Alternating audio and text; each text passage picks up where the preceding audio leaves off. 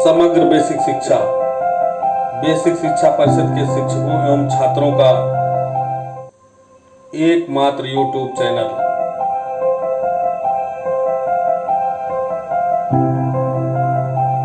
हमारा इतिहास और नागरिक जीवन, कक्षा 7।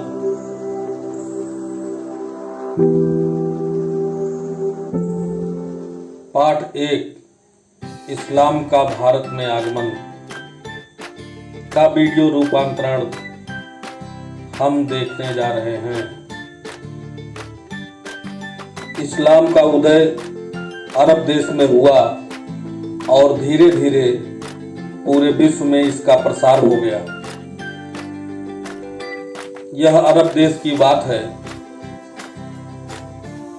उस समय अरब में अनेक छोटे छोटे कबीले थे जो लगातार एक दूसरे से लड़ते रहते थे।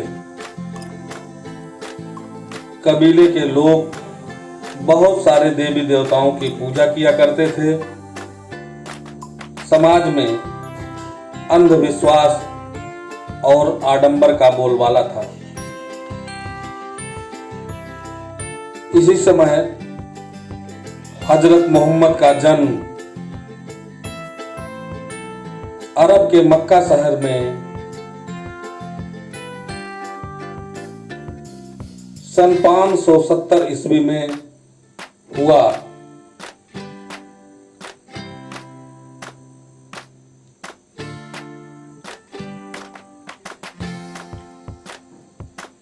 हजरत मोहम्मद साहब ने इन कबीलों के बीच आपसी सौहार्द और भाईचारा बढ़ाने के लिए यह संदेश दिया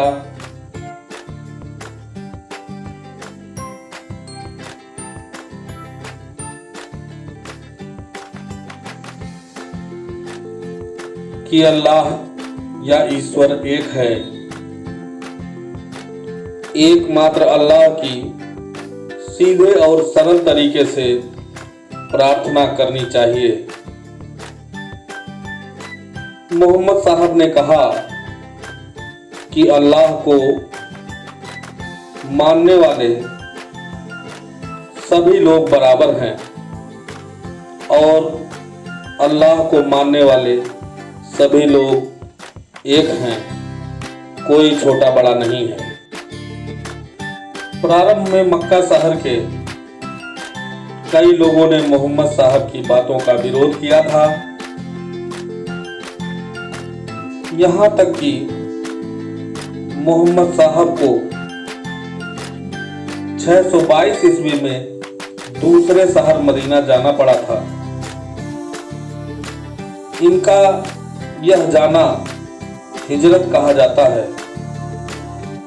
इसी समय से मुसलमानों का हिजरी संवत प्रारंभ होता है। धीरे धीरे अरब के सारे कबीले मोहम्मद साहब की बातों को मानने लगे और उन्होंने इस्लाम धर्म स्वीकार कर लिया। इस्लाम धर्म दुनिया के अन्य कई देशों में फैलने लगा।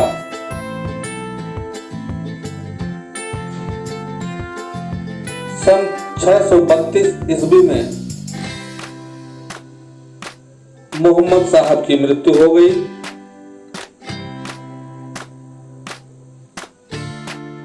इस्लाम के 3 बुनियादी सिद्धांत हैं।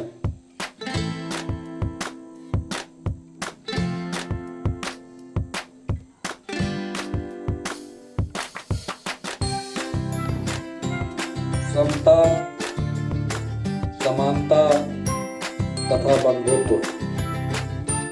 इस्लाम धर्म में लोग मानते हैं अल्लाह एक है और वे उसके बंदे हैं तथा हजरत मोहम्मद अल्लाह का पैगाम लाने वाले पैगंबर हैं, संदेशवाहक हैं, दूत हैं या मैसेंजर हैं। मोहम्मद साहब ने इस्लाम धर्म के मानने वालों के जीवन के 5 सिद्धांत निर्धारित किए। पहला कलमा अल्लाह एक है और मोहम्मद साहब उनके पैगंबर हैं। दूसरा, नमाज।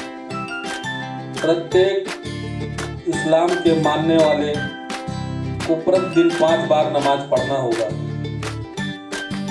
रमजान के महीने में रोजा या व्रत रखना। अपनी उपार्जित आय का 40वां हिस्सा गरीबों को सहायतार्थ देना, इसको ज़कात कहा जाता है। यह मुसलमानों के लिए आवश्यक था। मक्का की जीवन में कम से कम एक बार यात्रा करना प्रत्येक इस्लाम के मानने वाले के लिए अनिवार्य है और इस यात्रा को हज कहा जाता है। मोहम्मद साहब के देहावसान के बाद अरब में खलीफाओं का प्रभुत्व स्थापित हो गया। खलीफा पैगंबर के उत्तराधिकारी के रूप में मुस्लिम जगत के धार्मिक गुरु माने जाते थे तथा वे राजनीतिक प्रशासक भी होते थे। खलीफाओं ने अपना साम्राज्य अरब, सीरिया, इराक, ईरान, मिस्र, उत्तरी अफ्रीका तथा स्पेन आदि देशों में स्थापित किया और इस्लाम धर्म का प्रभाव फैलने लगा।